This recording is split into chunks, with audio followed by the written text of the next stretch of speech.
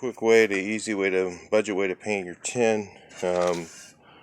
What I used here is I actually used acetone. You should use something like this to clean your stuff, because if you use acetone, you really need to know what you're doing, because you can re-wet the old paint that's on here. Since I'm not stripping it and I'm not sandblasting it, which is much easier to do if you have a good sandblaster. But at least some of you guys are like me, or somebody at home, and you don't really have much equipment and you want to kind of paint your own tin. The better you sand it, the better. If you can do a lot of hand sanding, I'm pretty lazy, so I'm not going to do a lot of that. I'm just going to give this stuff a quick cleaning and paint it, but I'm going to use a good paint, and I want it to stick well, fairly well. It's only going to stick to this, and it's only going to stick to what's here. So if what's here doesn't on there very good, then it can peel off, but I don't really care. I'm not going to spend that much money and time on tin.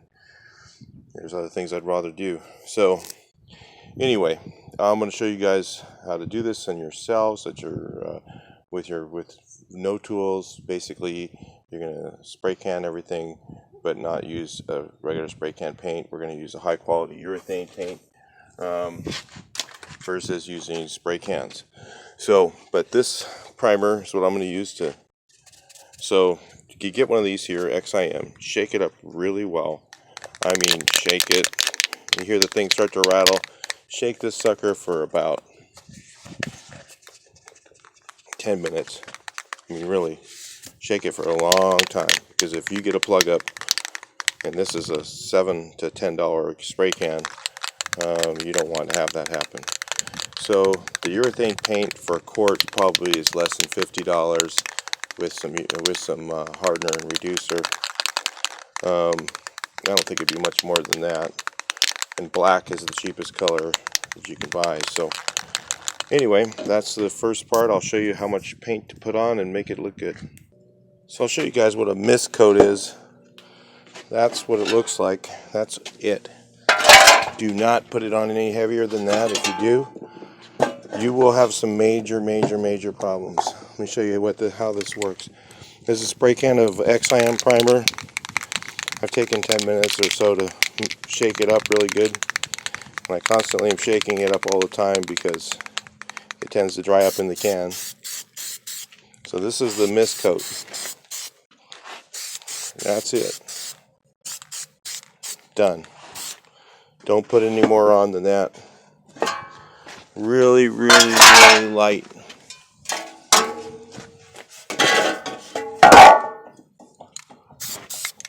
I'll do a few pieces here so you can. Gotta move fast. This stuff dries almost immediately. And what this is it's an adhesion primer. It's not supposed to fill or anything. All it does is make the paint stick. So you just haul ass, you run through all your tin, and shoot a mist coat on there. Neat part is this stuff dries so fast, the overspray pretty much won't stick on anything. Can't say that for the urethane that I'm going to use. If you're using automotive urethane, it's definitely going to stay on there. I mean, it's going to be wet for a while. So literally, this only takes minutes to do this part. Okay, you're just shooting a little bit of primer on there, even down in the cracks and stuff. It's just,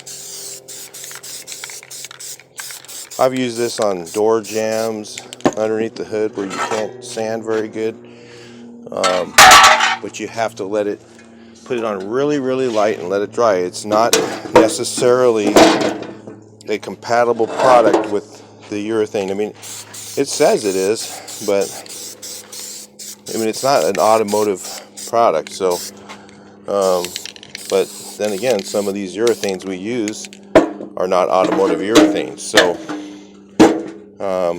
I'm just putting a duster on everything. I'm not looking for a fantastic finish. If you guys want to, you can tack rag everything and make it all beautiful. Whatever, you can take this to any level you want. You can, but you can use the same stuff that I'm going to use to do this and do a really nice finish if you want. You could Bondo up all your dents. You could strip everything to bare metal, sand it, prime it. You could do all that stuff using the same. In fact, if you're going to do all that, get that TriStar, TransStar 3-in-1 or 2-in-1 primer. I have a video on that. If you look it up from my YouTube channel, you can find out about that product and find out how it works. TransStar 2-in-1 primer. If you're going to strip it down and do everything really bitchin', that works really good as a spray can.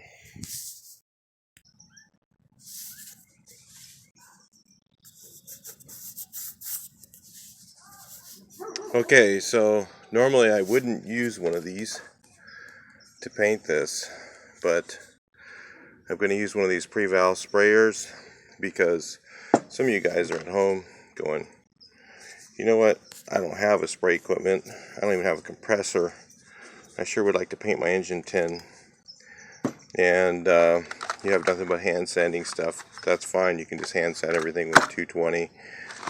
You should use a 220 or finer paper, because if you put this primer on over a heavier paper, it can cause lifting issues. So I usually use even finer than that sometimes with it, and just be a little bit careful. But sanding scratches will make this stuff lift.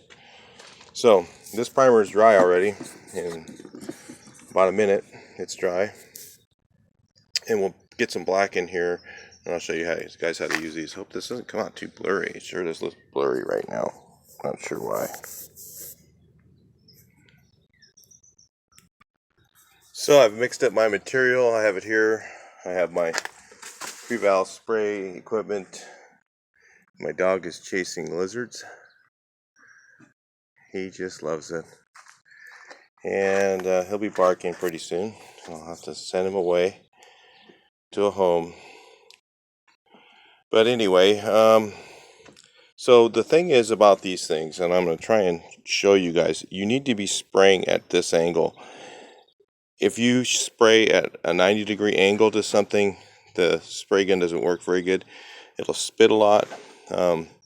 So it makes it a little bit tougher to do some of this stuff on video right now.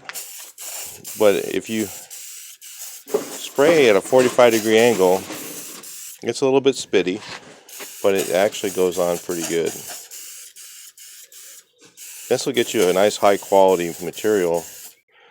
You do need to reduce your paint by 25 to 30% to get it to go through the spray can very well. So keep that in mind. You're going to have to run your paint a little bit thinner than you might if you were spraying it with a regular spray equipment. But you can see you can get a decent finish out of it. I'm going to have to hold that up in the air. I can't do that while I'm on camera. So some of that I'm going to have to paint without you guys watching. And I'll do some more here in a second. So I got that thing first coated. Everything you're going to do, you're going to have to do it twice. So you put on 2 medium wet coats. The other one you can put a little bit heavier.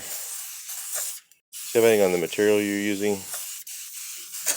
You'll find these sprays to be a little bit spitty,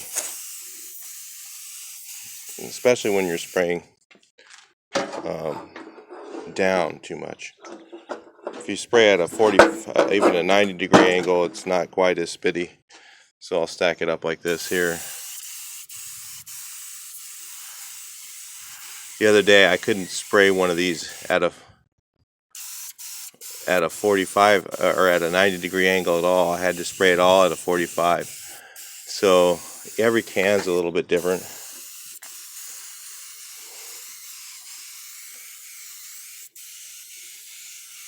This will get you a nice high quality urethane paint when you don't have any equipment at home.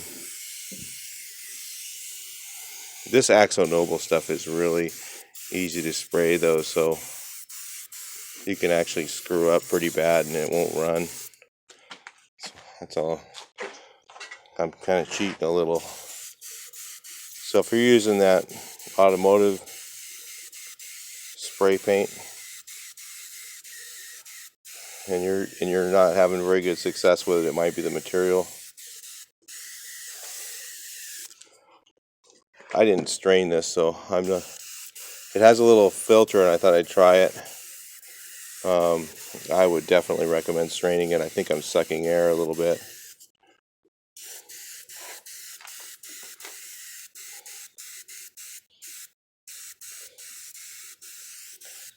You actually could spray metallics and all kinds of stuff with this, but I'm not going to tell you it's going to turn out really nice.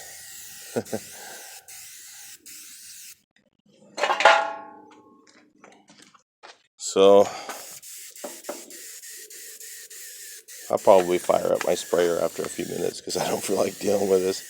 But I'm showing you guys that a way to do this stuff at home. When you spray across something, you should overlap half of what you just did. So you don't just spray and then spray again. So if you notice, I'm spraying over the same area and building up slowly.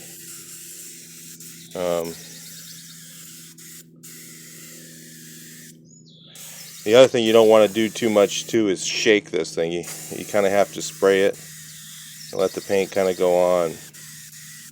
If you shake it, it gives you all kinds of problems.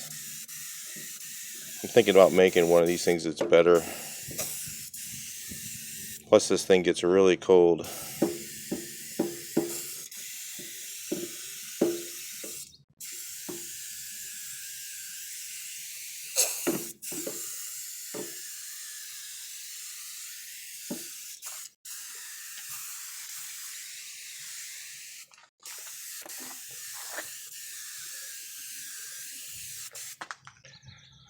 So you can get some decent paint this way. For a DIY guy, you know, these things do work. It's not exactly the easiest thing to use. If you can at all afford one and you have access to it, get yourself a little compressor, get yourself one of those Harbor Freight Tools spray guns. It's a lot easier to use than this, but if you're out in the field somewhere, you know, somewhere where you just have no access to that, you know, these things can do the job. You know, I use them when I'm in a place that, like, if somebody sees me spraying, everybody's going to be out searching their cars and everything else. And, you know, I'll use it during that time because I don't want anybody to know what I'm, you know, if they see a spray can, they just figure, oh, that's not going to stick to my car. So, all right. So anyway, this kind of gives you the idea of how you can do your own tin. It's going to take you a little while, which I'm going to switch over to my sprayer right now. Because for doing this much surface, it's just really slow going.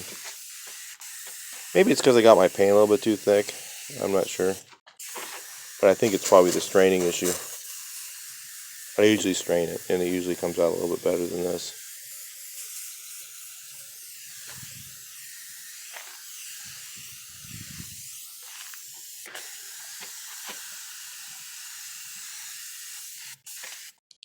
Got a lot of sand in it. I'm not really worried about it. It's all going to be satin, so I didn't tack rag it or any of that stuff. I'm just worried about it sticking on there pretty well.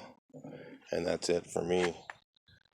But if you're worried about all that stuff, tack rag it with a nice tack rag, and then, you know, get it all prepped out, that really nice and clean. Get yourself about 3 or 4 of these things, the charge units, and one of the ones that has the bottle on it. So anyway, I'm going to switch over real quick to my regular paint sprayer and get this thing done in seconds. Cool. But that's how you can do it at home. All right. Thought you guys would want to see that. Talk to you later.